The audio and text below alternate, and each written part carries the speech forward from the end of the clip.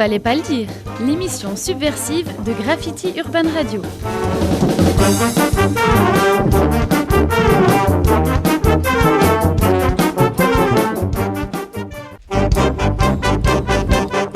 L'actu revue et corrigée quand Sébastien s'amuse de notre société.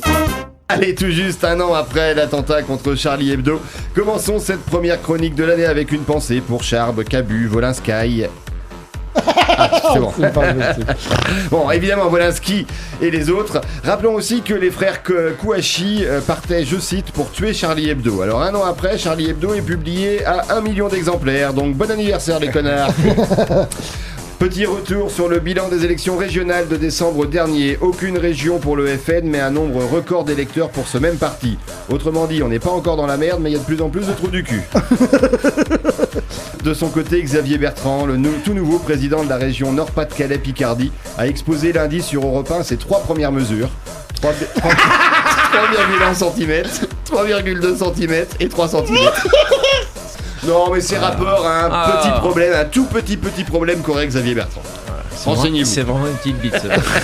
Allons aux Philippines, je reste à l'étranger, où un prêtre de la ville de San Pablo a été suspendu par le diocèse après avoir déambulé au milieu des fidèles, juché sur un overboard pendant la messe de Noël. Oui, j'ai vu. Donc apparemment, chez les cathos, vaut mieux être juché sur un enfant de cœur que sur un overboard. C'est clair. Allez, comme des millions de Français, vous ne savez pas quoi faire de votre sapin après Noël ? Oh, j'ai eu peur. Rassurez-vous, le gouvernement français non plus. COP21, le gouvernement chinois a annoncé son intention de réduire 60% de ses émissions polluantes d'ici 2020.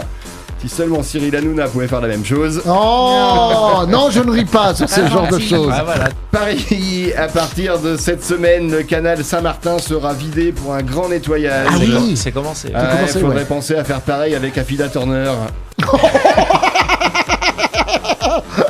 Allez, on va terminer avec l'épiphanie. Ouais, mais oui, l'épiphanie, c'était hier l'épiphanie et sa traditionnelle galette des rois.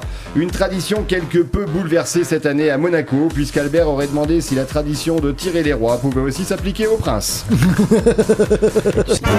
Tous les podcasts de Fallait pas le dire sont sur www.urban-radio.com.